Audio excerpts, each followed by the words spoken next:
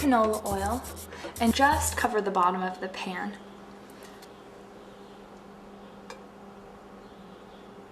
And then turn the fire on to a medium to low medium heat. Now the oil's hot, I'm going to add the potatoes. And then after a moment, you can add the onions into the mix. Then you just continue stirring until the onions and the potatoes turn clear. So probably about 10 minutes. So then you want to cut the jalapeno in 4 places, all the way up to the stem. And then chop it very finely. You can keep the seeds in the jalapeno, which is how I like it, to give the soup a little bit more flavor and some spice. But if you're not a spicy foods person, you can take the seeds out.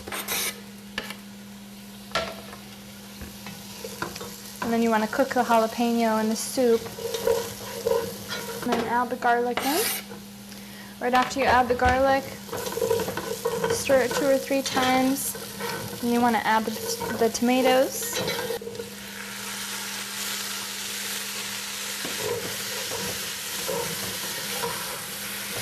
Stir and fry the potatoes in there for about a minute.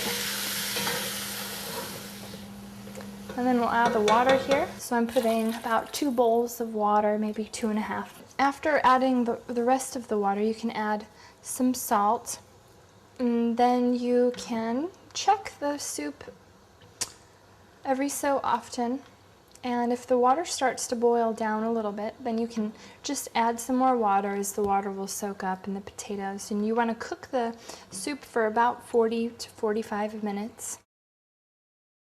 When the soup is almost finished, you get to add the very last ingredient, which is the cheese.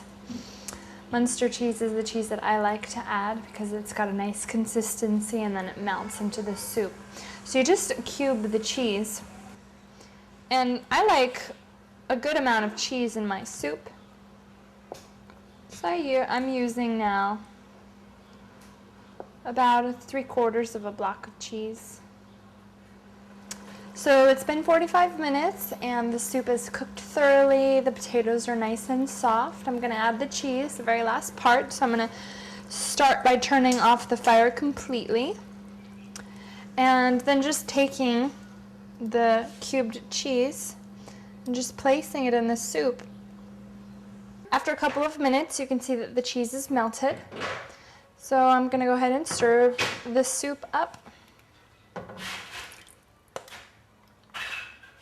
If you find the soup is too spicy, you can take a little wedge of lime and you can squeeze some into your soup, and that will help to mute the spiciness. Want some soup?